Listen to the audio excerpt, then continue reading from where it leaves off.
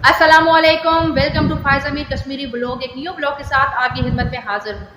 ज़ुनैरा माहम जिन्होंने दुआ ज़हरा और ज़हीर अहमद का इंटरव्यू किया, इस वक्त वो बहुत ही बुरी तरह से फंस चुकी हैं अपनी ही बातों में, अपने ही इस इंटरव्यू के जो भी उन्होंने टॉपिक लिया, जो भी उन्होंने डिस्कशन की इन बच्चों से, वो इस बहस में सरे फरिस्त आ चुकी हैं। मामला ये है कि ये बहुत सेंसिटिव बात थी, ये बहुत ही सेंसिटिव केस था, क्योंकि ये किडनैपिंग केस था। जिस तरह से दुआ ज़हरा की वालिदा टीवी चैनल पे आके उन्होंने कहा कि हमारी बच्ची को किडनैप किया गया है, या उनके वालिद की जो भी तकलीफ थी वो पाकिस्तानी अवाम के अलावा जितने भी नॉन मुस्लिम भी होंगे, जिन जिन लोगों ने वो चैनल या वो प्रोग्राम देखा था, सबके दिल दहल गए थे कि काश किसी तरह से मुमकिन हो सके और वो बच्ची वालिदैन को मिल जाए।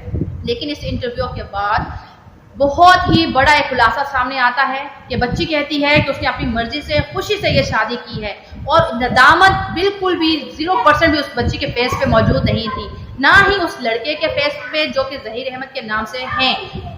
बच्चों को बिल्कुल भी शर्मिंदगी नहीं है, उन्होंने क्या कदम उठाया, किस तरह से उनके वालिदैन जलीलो ख्वार हुए, अदालतों के चक्कर लगे, रुल रहे हैं, किस तरह से दुआ ज़हरा की वालिदा, वालिद, पूरा खानदान सड़कों पे उनके लिए प्रोटेस्ट कर रहा है, किस तरह से क्या क्या मामला बन गए हैं, किस तरह से लोगों की जानों पे बन आई, उनकी नौकरियां दाव पे लग गई, किस तरह से क्या क्या मामला बैनुल अक़वामी वहां तक ये बात पहुंच गई। यानी कि पाकिस्तान के अलावा बाहर के लोगों ने भी इसमें कहा कि गलत हुआ है, बच्ची को फौरन से फौरन जो है वो रिहा करवाया जाए इस गैंग से।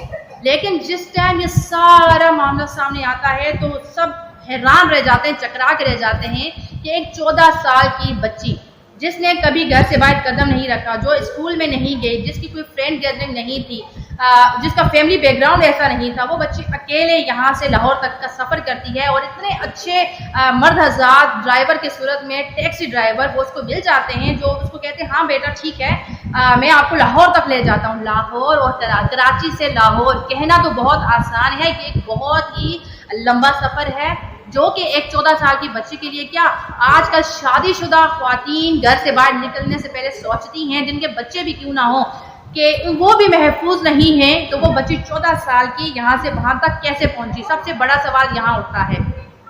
लाजमी सी बात है, इस बच्ची को यहाँ से आकर लेकर गए हैं, इस बच्ची ने सिर्फ घर से बाहर या गली तक अपना जो भी कदम है उठाए होंगे। आगे का सफर बिल्कुल ज़हीर अहमद, उसकी वालिदा और उसके पूरी फैमिली में से कोई ना कोई मेंबर मौजूद होंगे। जब तक बड़ों का हाथ सर पे नहीं होता, बच्चे कुछ भी नहीं कर सकते। ये छोटे से बच्चे हैं, कल के पैदा हुए हुए, आज इतना बड़ा कदम नहीं उठा सकते। अदालतों के साथ, पुलिस के साथ, सिक्योरिटी सिस्टम के साथ नहीं खेल सकते। यहाँ पे मुलव्वस है इसकी फैमिली। ये तो ज़ुनैरा माहम, आपको तो इस वक्त हर चैनल पे इंटरव्यू देते हुए बहुत अच्छा फील हो रहा होगा कि आपने बहुत बड़ा मार्का मारा है।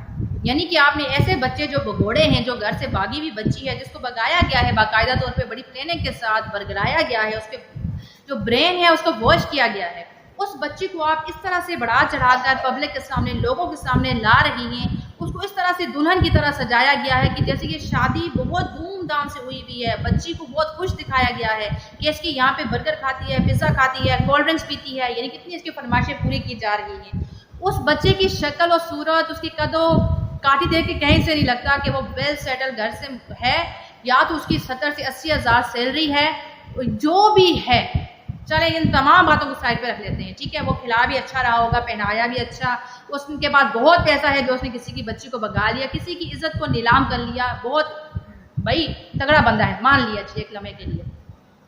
लेकिन क्या आप मकाफात अमल को जानती हैं? मकाफात अमल क्या है? दुआ ज़हरा, ज़हीर अहमद, आप दोनों लोगों से मैं इस टाइम ये गुफ्तगू कर रही हूँ। अगर आप सुने मुझे तो ये मेरा मैसेज आपके लिए है। आप जैसे बेटा कितने ही बच्चे हैं, कितने ही बच्चियाँ हैं, लड़कियाँ हैं, बेटियाँ ही बहनें हैं, जो इस टाइम दारुल अमान भरे हुए हैं। यही घर से भागी हुई बच्चियाँ कुछ महीनों के बाद, कुछ सालों के बाद ठुकरा दी जाती हैं ससुराल से। ससुराल उनको एक्सेप्ट नहीं करते, ये बोलकर कि आप लोग तो जब अपने माँ बाप, बहन भाई के ख़ानदान की इज़्ज़त की परवाह नहीं की, अपने खून के जो रिश्ते थे उनको नहीं देखा, तो अब आपसे हमारा क्या वास्ता। दबा दिया जाता है ऐसी बच्चियों को, खामोश करवा दिया जाता है। अपने हक के लिए कभी आप स्टैंड नहीं ले सकेंगी, अपने बच्चों के लिए आप कभी बोल नहीं सकेंगी, अपने हक के लिए कभी आवाज़ नहीं उठा सकेंगी। रीज़न जो आपने किया, यही लड़का कल के दिन आपसे सवाल करेगा कि भाई तुमने मेरे लिए क्या किया है, कौन सा बड़ा तीर मारा है अगर अपने वालिदैन को छोड़ा। वो तो हर लड़की अपने वालिदैन को छोड़ती है।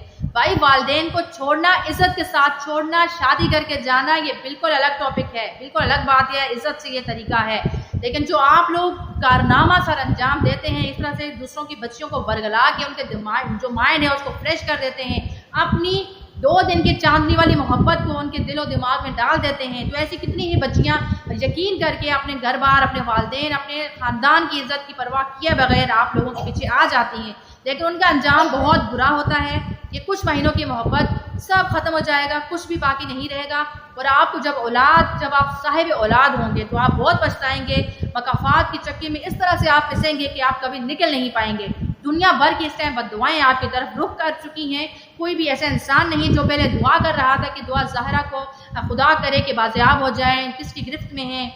लेकिन जुनैरा माहम ने जब से आपके इंटरव्यू किया है, ये जितना भी आप लोगों ने मीटिंग, जुनैरा माहम साहिबा, आप दुआ ज़हरा और ज़हीर को इस तरह से बढ़ा चढ़ा के आगे क्यों ला रही हैं?